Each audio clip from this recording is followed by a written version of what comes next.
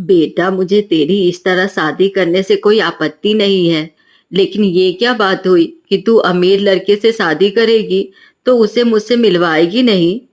ओहो माँ, क्या फर्क पड़ता है कि तुम मुझसे मिलो या ना मिलो। तुम तो बस ये सोचकर खुश रहो कि तुम्हारी बेटी इस झोपड़पट्टी से निकलकर इतने बड़े घर में जा रही है, जहाँ वो आराम से ठंडे ठंडे एसी में बैठी रहेगी। उसके बाद काजल ने विकास से कोर्ट मैरिज कर ली। विकास एक बड़े घर से था, लेकिन काजल एक गरीब घर की लड़की थी। लेकिन ये बात काजल ने कभी विकास से नहीं बताई। तकरीबन 6 महीने पहले काजल ने विकास की कंपनी ज्वाइन की थी और धीरे धीरे दोनों में प्यार बढ़ने लगा और फिर दोनों ने शादी कर ली। काजल के ससुराल में सब यही जानते थे कि काजल अनाथ है, लेकिन सच तो ये था कि उसकी एक बूढ़ी माँ थी जो बहुत गरीब थी और काजल को अपनी माँ के बारे में बताते हुए शर्म आती थी। ऐसे ही एक दिन, अरे काजल, कल मैंने तुम्हें बाजार में एक बूढ़ी औरत के साथ देखा था।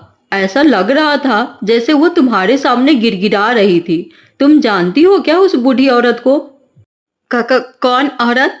अच्छा, वो तो मांगने वाली थी जो मुझसे पैसे मांग रही थी। अब तो तुम जानते हो कि भिखारी किस तरह से पीछे पड़ जाते हैं। अच्छा, तो वो भिखारी थी। चलो ठीक है, तुम शाम में तैयार रहना, हम दोनों मूवी चलेंगे। उसके बाद वो दोनों मूवी देखने जाते हैं। रास्ते में काजल को कड़ी धूप में उसकी माँ चूड़ियां बेचते नजर आती है और काजल उसे नजरअंदाज करके वहां से निकल जाती है। लेकिन अपनी बेटी को देखकर काजल की माँ उसे आवाज लगाती है। अरे काजल, ऐसा लग रहा है जैसे कोई तुम्हें आवाज लगा रहा है। आवाज नहीं तो, तुम्हारा कोई वहम है। वैसे कितना प्यार करते हो तुम मुझसे, जो सारा दिन बस मेरे बारे में ही सोचते रहते हो। फिर रात को मूवी देखकर वो लोग घर चले जाते हैं और बूढ़ी रमा भी घर आकर अपनी बेटी के बचपन के दिनों को याद करती है। काजल के पिता के गुजरने के बाद उसकी गरीब माँ ने लोगों के घरों में काम किए, मेहनत मजदूरी की।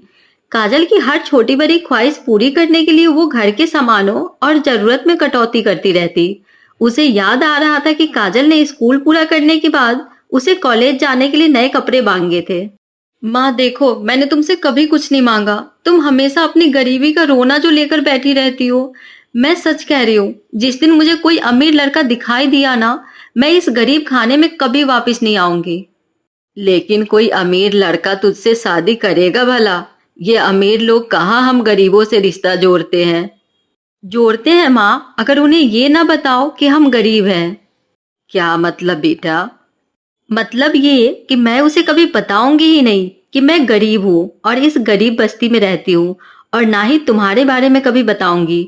नहीं तो मुझे ससुराल में हमेशा सिर झुकाकर ही रहना पड़ेगा कि मैं एक गरीब माँ की बेटी हूँ और इस गरीब बस्ती से आई हूँ। अपनी इकलौती बेटी की बातों को याद करते हुए रमा के आंखों में आंसू आ जाते हैं। मेरी बेटी अमीर बनते ही उसने मुझे अपनी माँ मानने से इनकार कर दिया। अगर उसने मुझे अपनी माँ मानने से इनकार कर दिया है तो ठीक है, फिर मैं भी अपने दिल पर पत्थर रखकर उसे अपनी बेटी नहीं मानूंगी। रमा एक टूटी फूटी झोपड़ी में रहती थी और उसके घर में एक पंखा तक भी नहीं था। बेचारी पूरा दिन बस गर्मी में ही रहती, तो वहीं दूसरी तरफ एसी में सो रही काजल बहुत खुश थी। वाह वाह वाह, क्या मजा आ रहा है इस एसी में सोने का। एक मेरी और गरीब माँ का घर था जहाँ एक पंखा तक नसीब नहीं था। सारा दिन बस गर्मी में रहकर हाथ पंखे से काम चलाना पड़ता था। ऐसे ही काजल की शादी को 6 महीने बीत जाते हैं। फिर एक दिन काजल विकास के साथ बाजार जाती है। अरे विकास, मुझे आइसक्रीम खाना है, तुम प्लीज ला दो ना। अच्छा बाबा, मैं अभी लेकर आता हूँ। उसके बाद विकास आइसक्रीम लेने चला जाता है। तभी काजल के मोहल्ले की एक औरत उसके पास आती है। अरे कैसी है काजल बेटा, तू अपनी बूढ़ी माँ को छोड़ खुद अमीर घर में रह रही है। तुझे पता भी है तेरी माँ किस हालत में है। जैसे तैसे बस्ती वाले उसकी देखभाल करते थे, लेकिन कल रात इतनी गर्मी में चूड़ियां बेचने और उस झोपड़ी में रहने के कारण उसकी तबीयत बिगड़ गई। जैसे तैसे बस्ती वालों ने उसे सरकारी अस्पताल में भर्ती करवा दिया। हो सके तो एक बार उससे मिला, क्या पता फिर कभी उससे मिल पाए या ना मिल पाए। तभी सामने से विकास को आता देख काजल गुस्से में उस औरत से बोली, तुम अपनी काम से काम क्यों नहीं रखती? वो मेरी माँ है, घर में रहे या हॉस्पिटल में, तुम्हें क्यों इतना चिंता हो रही है? अब जाओ यहाँ से। उसके बाद वो औरत वहां से चली जाती है। काजल, वो औरत कौन थी? वही मांगने वाली, और कौन। लेकिन इस बार उसकी बातों पर विकास को बिल्कुल यकीन नहीं होता। फिर वो बहाना बनाते हुए काजल से कहता है, सुनो काजल, मुझे एक अर्जेंट काम याद आ गया है। तुम ऐसा करो, टैक्सी लेकर घर चली जाओ, मैं अपना काम खत्म करके आता हूँ। अच्छा ठीक है, लेकिन जल्दी घर आना। काजल के जाते ही विकास जल्दी से उस औरत की तरफ भागकर जाता है और जाकर उससे पूछता है, सुनिए, कुछ देर पहले ही आप काजल से बात कर रहे थे, क्या आप उसे जानती हैं? अरे नाम मत लो उस कलमुही का, बहुत खराब लड़की है वो। उसके बचपन में मैंने उसे खिलाया था, लेकिन अब वो मुझे पहचानने से मना कर रही है। अरे मेरी तो छोड़ो, वो अपनी माँ तक को पहचानने से मना कर रही है। अरे नहीं नहीं, आपको कोई गलत फहमी हुई है, क्योंकि सपना का तो इस दुनिया में कोई नहीं है, वो बेचारी तो अनाथ है। तुम्हारी बातों से लग रहा है कि तुम उसके पति हो। अरे बड़ी झूठी लड़की है वो। उसकी बूढ़ी माँ कब से अस्पताल में पड़ी है, लेकिन मजाल है कि वो अपनी माँ को देखने चली जाए। ये सुनकर विकास के पैरों तले जमीन खिसक जाती है। वो उस औरत से रिक्वेस्ट करके काजल की माँ के पास जाने की बात करता है। देखिए प्लीज मना मत कीजिएगा, आप मुझे उनसे मिलवाने के लिए। ठीक है, मैं अभी लेकर चलती हूँ। कौन हो बेटा तुम? अगर तुम मेरी बेटी को जानते हो तो उससे कहो ना अपनी मरती हुई माँ से एक बार मिलने आ जाए। आप ऐसी बातें मत कीजिए माँ जी, मैं अभी आपको बड़े प्राइवेट अस्पताल में लेकर जाता हूँ। लेकिन तुम हो कौन बेटा?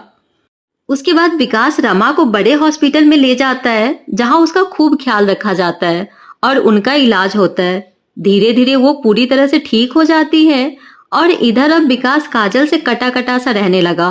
वो उससे ठीक से बात तक नहीं करता। अपने पति का ऐसा व्यवहार देख काजल ने उससे कहा, क्या बात है विकास, आजकल तुम मुझसे इतना दूर दूर क्यों रहते हो? तुम्हें कहीं कोई और तो पसंद नहीं आ गई ना? सच कहूं तो मेरा अब तुमसे बात करने का मन नहीं करता। लेकिन क्यों? मैंने ऐसा क्या कर दिया? क्योंकि बहुत सी ऐसी बातें हैं जो तुमने मुझसे छुपाई है। कौन सी बातें? मैंने तो कुछ भी नहीं छुपाया। क्या तुम्हारा कोई रिश्तेदार नहीं है? हे भगवान, मैं तुमसे कितनी बार कह चुकी हूँ कि मेरा इस दुनिया में कोई भी नहीं है। अच्छा ठीक है, सुनो, आज मेरे एक स्पेशल गेस्ट आ रहे हैं तुमसे और माँ पापा से मिलने, तो तुम कुछ अच्छा सा खाना बनाकर तैयार रखना। फिर शाम को काजल तरह तरह की सब्जियां बनाकर तैयार कर लेती है। लगता है विकास जी के कोई बड़े क्लाइंट आ रहे हैं। ऐसा करती हूँ, थोड़ा मीठा भी बना लेती हूँ। और काजल खाने में कढ़ाई पनीर, चाप, फ्राइड राइस, रायता, खीर और भी कई तरह का खाना बनाकर तैयार कर लेती है। अरे बहू, सारी तैयारी हो गई? जी माँ जी, सब कुछ बना लिया मैंने। ठीक है, अब जाओ, तुम भी जाकर तैयार हो जाओ। और हाँ, घर के सारे एसी भी ऑन कर दो, गर्मी बहुत ज्यादा हो रही है तो घर ठंडा हो जाएगा। जी माँ जी, ठीक है। कुछ देर बाद जब विकास घर आता है, क्या हुआ विकास जी, आपके वो गेस्ट नहीं आए? बस आ गए काजल। माँ जी, आप अंदर आइए। अपने सामने रमा को देख काजल हैरान रह जाती है। क्या हुआ काजल, तुम्हारा तो कोई नहीं है, तो तुम इन्हें देखकर इतनी हैरान क्यों हो रही हो? कम से कम माँ को तो पहचान ही सकती हो। बहू, तुम हमारी सेवा इसलिए करती रही क्योंकि हमारे पास पैसा है, लेकिन जिसने तुम्हें जन्म दिया उसी को तुमने इस दुनिया में मरने के लिए छोड़ दिया। तुमने हम सबसे उनका सच छुपाया। चलो, वो तो शुक्र है कि विकास को तुम्हारी सच्चाई पता चल गई और उसने तुम्हारी माँ को मरने से बचा लिया। मुझे माफ कर दीजिए आप सब। मुझे लगा कि मेरी गरीबी का पता चलते ही विकास कहीं मुझे छोड़ ना दे। अरे माफी तो तुम्हें अपनी माँ के पैर पकड़कर मांगनी चाहिए, जिन्होंने पूरी उम्र खुद कष्ट भोगकर तुम्हें पाला पोसा और बड़ा किया। मुझे माफ कर दो माँ, ना जाने मैं कैसी बेटी हूँ। काजल की खुशी के लिए उसकी माँ माफ कर देती है। फिर विकास और उसके घर वालों के कहने पर रमा भी उनके साथ रहने लगती है।